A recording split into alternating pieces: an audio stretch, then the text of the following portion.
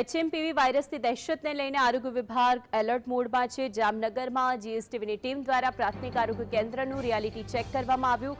આરોગ્ય કેન્દ્ર પાસે પૂરતા પ્રમાણમાં દવાનો જથ્થો ઉપલબ્ધ થઈ છે। તાવ, શરદી અને ઉધરસના કેસમાં નોંધપાત્ર વધારો થયો છે। આરોગ્ય કેન્દ્ર પર સારવાર માટે લોકોની લાંબી લાઈનો જોવા મળી। તાવ, શરદી અને ઉધરસની સારવાર માટે આપવામાં આવતી પેરાસિટામોલ, લિવોક્સ્ટ્રીજિન તેમજ એમોક્સિસિલિન દવાનો જથ્થો પણ પૂરતી માત્રામાં ઉપલબ્ધ છે। તો જામનગરની હોસ્પિટલના દ્રશ્યો જે આપ ટીવી સ્ક્રીન પર જોઈ શકો છો, એક તરફ આરોગ્ય કેન્દ્રની આ વાત થઈ રહી છે કે આરોગ્ય કેન્દ્ર પર સારવાર માટે લોકોની લાંબી કતાર જોવા મળી હતી। મહત્વની વાત એ છે કે એચએમપીવી વાયરસની દહેશતને લઈને આરોગ્ય વિભાગ સતર્ક મોડમાં છે અને તે એક બાજુ જેટલી પણ હોસ્પિટલ છે તેની અંદર જીએસટીવીની ટીમ દ્વારા જામનગરના પ્રાથમિક આરોગ્ય કેન્દ્રનું રિયાલિટી ચેક કરવામાં આવ્યું છે અને આ રિયાલિટી ચેકની અંદર પૂરતા પ્રમાણમાં જથ્થો ઉપલબ્ધ હોવાની વિગતો સામે આવી છે।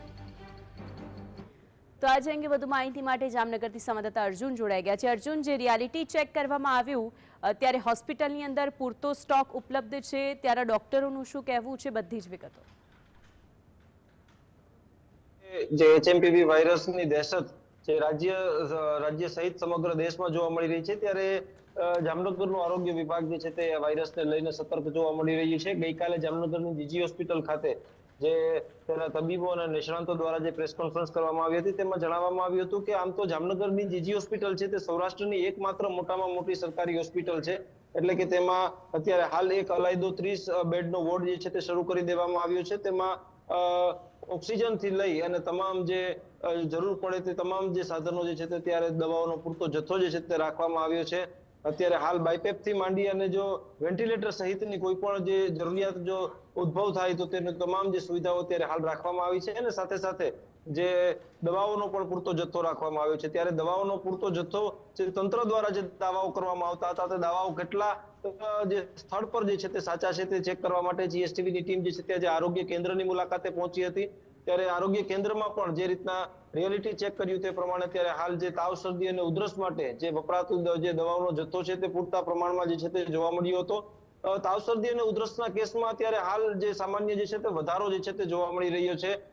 વહેલી સવારથી જે આરોગ્ય કેન્દ્રની બહાર જે લોકોની લાંબી કતારો જોવા મળે છે, ખાસ કરીને બાળકોમાં જે કેસો જે છે તે વધુ પ્રમાણમાં જે છે તે અત્યારે હાલ જોવા મળી રહ્યા છે। કારણ કે જે રીતના શિયાળાની ઋતુ છે, વાયરલ ઇન્ફેક્શન જે છે તે લોકોને થતું હોય છે, તેને લઈ અને ત્યારે હાલ આરોગ્ય કેન્દ્ર પર જે લોકોની લાંબી કતારો છે, પરંતુ જે રીતના આરોગ્ય વિભાગ જે અત્યારે તે કહી રહ્યું છે કે આ વખતે તેઓ સંપૂર્ણપણે સજ્જ છે અને તમામ જે સુવિધાઓ જે એચએમપીવી વાયરસ જો આવે તો તેની સામે લડવા માટે જે ત્યારે તેઓ હાલ સંપૂર્ણપણે તૈયાર છે।